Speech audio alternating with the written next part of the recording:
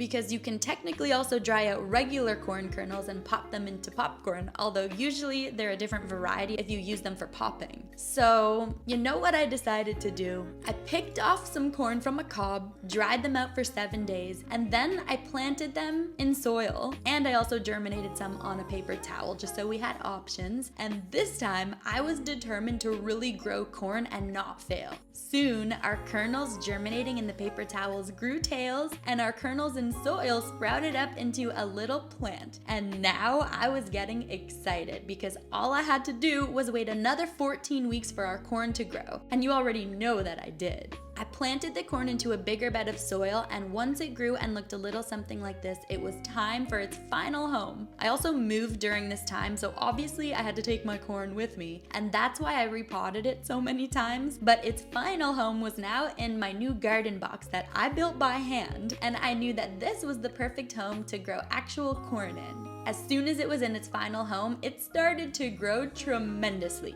and very quickly too. After just 10 weeks, I noticed what looked to be little pieces of corn growing at the bottom of the stalk, and I started to get so excited. I knew that it must be working because the days started to pass and the corn started to grow greener and taller, and soon I started to see the corn turning into a near-well hairstylist because it started to grow hair, and I knew that that was actually just the female part of the plant. And you know what? The number of hairs that the corn has is actually equal to the number of kernels that will grow on the corn. Each piece of silk is like a tube that goes down to one kernel inside the ear. And in order for the corn to actually grow, the tassel at the top of the corn plant, which is actually the male part of the plant, has to be shaken many times a week so that the pollen from the male tassels gets transferred onto the female silks or hairs, and that's how the corn grows successfully. They basically have corn children together with the help of the tassels and the silks, and the pollinating is usually done naturally with the wind or with the help of insects like bees and butterflies transferring the pollen from the male part to the female part. But this idea around pollination also made me realize why my popcorn plant didn't grow very well, because likely it wasn't pollinated enough. I never shook the plant like I did with this one, and you already know I did not make that same mistake with this corn plant.